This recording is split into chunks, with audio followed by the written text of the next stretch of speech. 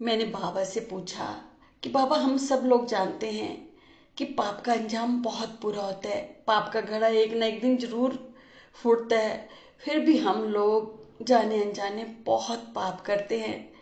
बाबा कहने लगे, ये जो तुम्हारा चंचल मन है ना, ये तुमसे पाप करवाता है।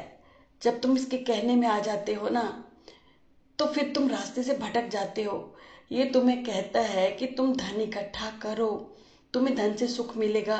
तुम इसके बहकावे में आकर अपने लिए और अपने परिवार के लिए धन इकट्ठा करने लगते हो। तुम अपने लिए तो इतना नहीं करते जितना परिवार के मोह माया में फंस कर करते हो। फिर जब तुम्हारा बुलावा आ जाता है, अंत समय आ जाता है, जब तुम्हारी आत्मा यमराज के पास पहुंचती है, तो यमराज कहता है कि तुमने पाप करके इतना धन कमाया अपनों के लिए, क्या वो तुम्हारे पाप के भागीदार बनेंगे? नहीं ना, तुम्हारी आत्मा को ही कष्ट भोगना पड़ेगा। मेरे बच्चे, जो तुम्हें मानव जीवन मिला है ना, ये बहुत अनमोल है। 84 लाख योनियों के बाद तुम्हें मानव जीवन मिला। तुम 84 लाख की गिनती गिनो तो नहीं गिन पाओगे, पर जब इसके भोग भोगने पड़े तो तुम्हारा क्या हाल होगा। कुछ योनियों की मुक्ति तो बहुत जल्दी हो जाती है, और कुछ योनियों की मुक्ति तो परले आने के बाद होती है। जैसे तुम पत्थर को ले लो। मैं कहता हूँ तुम्हारा ये जीवन बहुत अनमोल है, इसे नाम सिमरन में लगाओ। नाम सिमरन की बहुत महिमा है, यही तुम्हें भवसागर से पार कराएगी। तुम जितना सत्संग सुनोगे ना, उतना तुम मन के कहने में नहीं आओगे, उतना मन तुम्हारे बस में रहेगा। सत्संग तुम्हें डर दिखाएगा कि क्या तुम्हारे लिए अच्छा है क्या नहीं। जब मैंने बाबा से ये सुना कि नाम सिमरन हमारे लिए बहुत अच्छा है, तो मुझे एक सच्ची घटना याद आ गई जो मैंने एक सत्संग में सुनी थी। सच्ची घटना इस प्रकार है कि एक औरत हर सत्संग में जाती, कभी भी कोई सत्संग नहीं छोड़ती। तो एक महात्मा उसे हर सत्संग में देखते, तो एक दिन पूछने लगे कि माई, मैं तुम्हें हर सत्संग में देखता हूँ, क्या तुम्हारे परिवार वाले तुम्हें नहीं रोकते आने के लिए? तो कहने लगी, मुझे किसी से क्या लेना देना, परिवार मेरे क्या काम आएगा। यही सत्संग, यही नाम स्मरण ही तो मेरे काम आएगा। मेरे परिवार अच्छा है, वो मुझे नहीं मना करता। मेरे पास कोठी बंगला नौकर चाकर सब कुछ है, पर मैंने मरकर जाना कि नाम की महिमा क्या है। महात्मा हैरान हुए कि मरकर कैसे। तो वो औरत कहने लगी कि मैं बहुत दान पुण्य करती, मैं गरीबों को खाना खिलाती, पर मैं सत्संग में नहीं जाती थी। पर एक बार मैं अपनी एक सहेली के कहने पर मैं एक सत्संग में 15-20 मिनट के लिए गई और जल्दी आ गई, और उसके बाद मैं कहीं नहीं गई।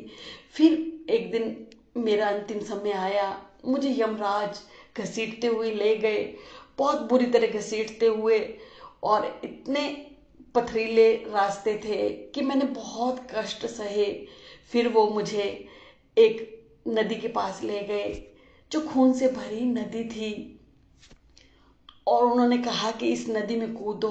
मेरा देखकर मुझे बहुत डर लगा, मैंने कहा नहीं कूदती, पर वो मुझे जबरदस्ती नदी में धकेलने लगे।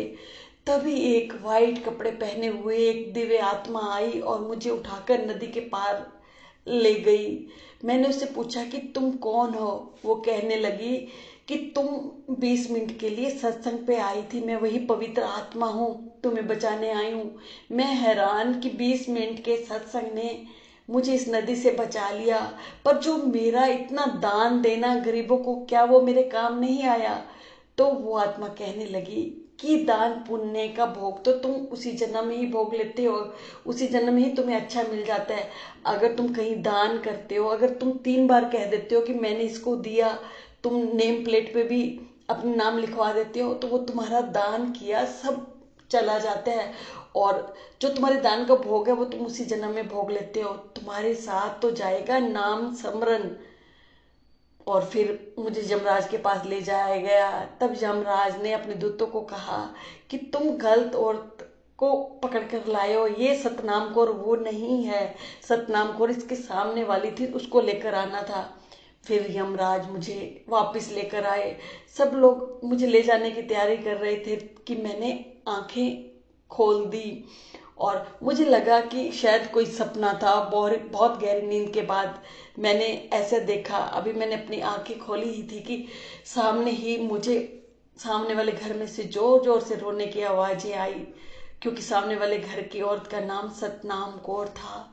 फिर मुझे लगा कि ये सपना नहीं, ये सच था। जब मैंने फिर अपने आसपास लोगों को देखा, फिर मैंने जाना कि नाम की महिमा क्या है। ये दान पुण्य तभी काम आते हैं जब नाम साथ हो। आपका परिवार का लोग कोई काम नहीं आएगा, साथ आपके नाम सिमरन काम आएगा। जब मैंने ये घटना सुनी ना, सच मेरे हृदय में मतलब भर आया कि नाम सिमरन में कितनी ताकत है। और हम नाम सिमरन नहीं करते, धन माया के पीछे पड़े रहते, वो कोई काम नहीं आता। इसलिए मैं आप सब लोगों से कहती हूँ कि आप जितना सत्संग करें उतना अच्छा है। मैं तो बाबा का शुक्राना करती हूँ कि बाबा ने मुझे नाम सिमरन दिया। मेरे मन में भाव आता है कि मैं 15 दिन में या महीने में एक बार सत्संग करूं, और सत्संग में भी जाने का दिल करता है। और मैं आप सब लोगों से कहना चाहती हूँ कि आप नाम सिमरन जरूर करें, यही आपके साथ जाएगा। ओम साई राम।